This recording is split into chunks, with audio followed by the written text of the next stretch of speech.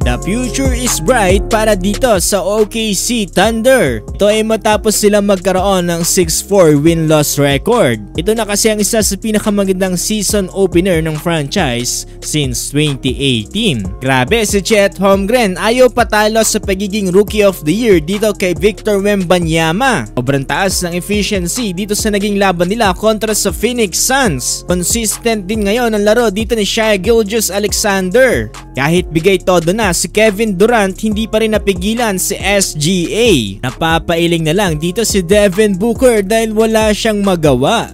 Aba na dito sa Western Conference ng OKC Thunder kontra dito sa Phoenix Suns. So far so good ang rebuild team ngayon dito ng OKC Thunder at pagdagdag pa kay Chet Holmgren. Well, dito na tayo, home court advantage para dito sa Phoenix Suns. Starting 5 nila ay sina Kevin Durant, Okogie, Nurkic, Beal at si Allen. Wala pa rin dito si Devin Booker pero balik na sa lineup dito si Bradley Beal. Samantalang dito naman sa OKC Thunder ay sina Holmgren, Williams, SGA, at si Dort.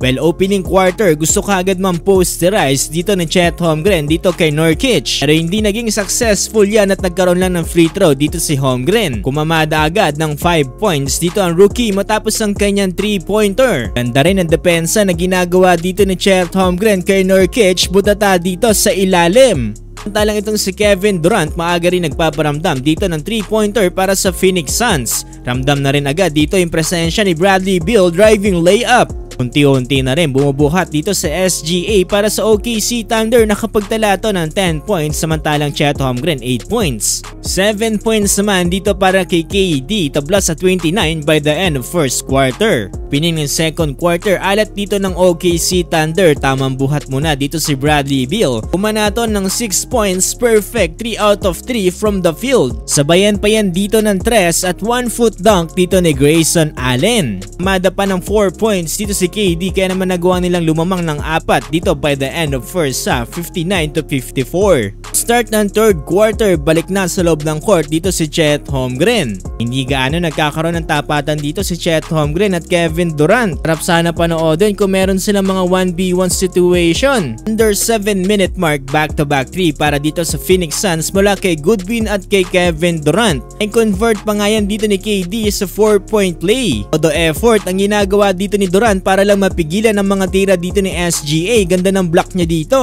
Tapos sa third quarter, 86-80 lamang pa rin dito ang Phoenix Suns. Start ng fourth quarter, sagutan ng tres dito sila Chet Holmgren at Kevin Durant. Ayaw magpatalo ng dalawang higanting to. Kalason pa ng 3-point play dito si Chet Holmgren matapos sumundot dito si Goodwin. Under 8-minute mark, pagbalik dito ni SGA, katakot-takot ang ginawa dito sa Phoenix Suns. Perfect 4 out of 4 ang kanyang shooting na ginawa dito. Ilan para lumamang sila dito ng 10 under 3-minute mark matapos pa ang kanyang step back jumper. Amot ulo dito si Kevin Durant sa ginawang comeback dito ni SGA. Hindi na nagawang mahabol pa yan dito ng home team. Final score 111-99.